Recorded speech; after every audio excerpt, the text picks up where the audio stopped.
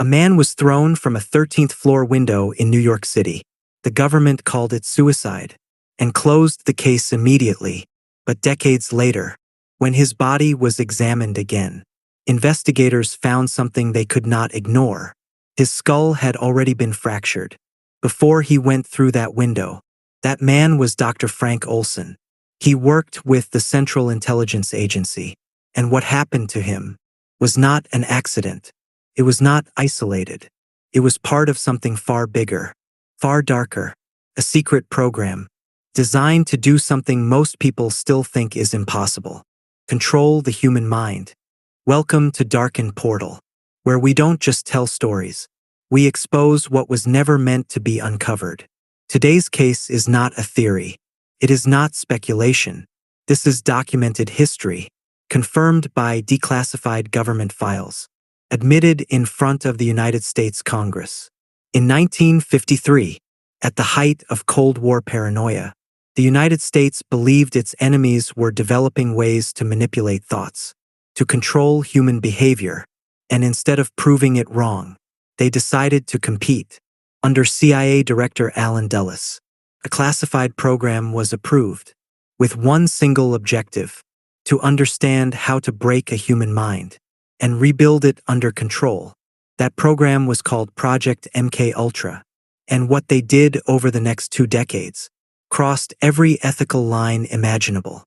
This was not a controlled lab experiment with willing volunteers.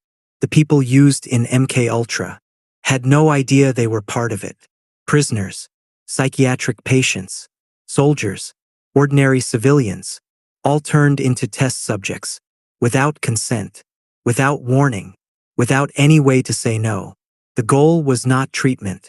It was not research for public benefit. It was domination. Researchers wanted to see if a person could be pushed so far mentally that they would lose their sense of identity completely and obey commands without question, even if those commands went against their own survival instinct. To achieve this, the program expanded into a network of hospitals, universities, and secret facilities across the entire country. Subjects were exposed to extreme methods: high-voltage electroshock therapy, prolonged sensory deprivation, hypnosis, experimental chemicals. But one tool stood above everything else: LSD, a drug capable of distorting reality so deeply that users could no longer trust what they saw, what they felt, or what they believed. The CIA began administering it to people without their knowledge, carefully observing how long it took for their mental state to completely collapse. But it gets darker, much darker. One of the most disturbing operations connected to MK Ultra was called Operation Midnight Climax. Safe houses were set up in cities like San Francisco and New York, where unsuspecting individuals were lured inside, secretly drugged, and then monitored through hidden observation points. Agents watched, recorded, and analyzed how their subjects reacted, while completely unaware of what was happening to them. These were not enemy spies. These were not captured operatives. These were ordinary civilians, people who thought they were having a normal night, unaware they had just become part of a psychological experiment, run by their own government, with their own tax money. Stop and think about that for a moment. The same government that was supposed to protect them was secretly destroying their minds and taking notes. Now we come to the case that exposes just how far this program really went. Dr. Frank Olson. In November 1953, Olson attended a meeting with CIA officials at a remote cabin in Maryland.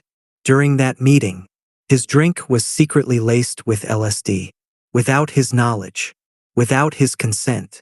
Over the following days, his behavior changed drastically. He became paranoid, unstable, deeply distressed. A man who had been functioning normally was now falling apart at the seams. 9 days after being drugged, Frank Olson fell from a hotel window on the 13th floor in New York City. The CIA labeled it a suicide immediately. Case closed. Move on. But his family never accepted that answer. Years later, when they pushed hard enough for the truth, Evidence surfaced that he had been physically incapacitated before the fall. His skull had been fractured before he went through that window. Whether he was deliberately silenced has never been officially confirmed. But one fact remains absolutely clear. He was experimented on without his knowledge.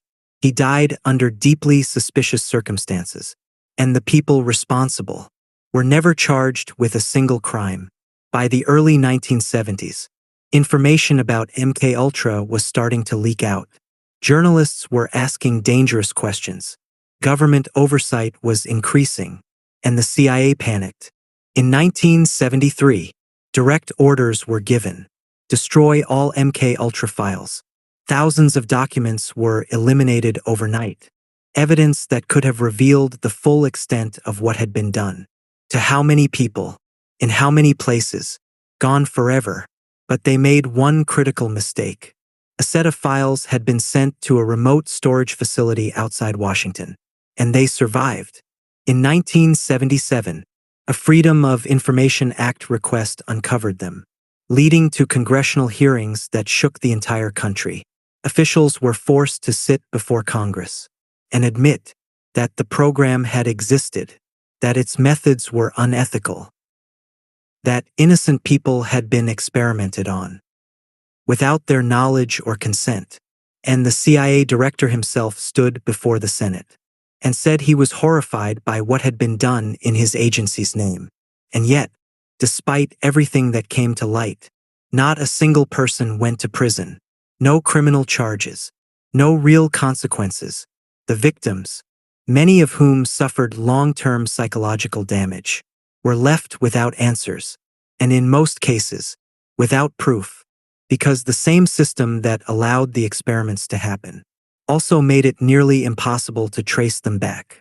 The records were burned, the memories were erased, and the people who ordered it all retired comfortably, while their victims spent the rest of their lives wondering why their minds felt broken, why there were gaps in their memories they could never fill, why they could never fully trust their own thoughts again.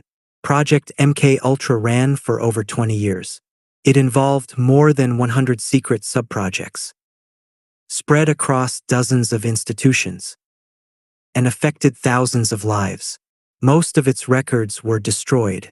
Many of its victims were never identified, but enough evidence survived to confirm one thing with absolute certainty. This was not fiction. This was not a conspiracy theory.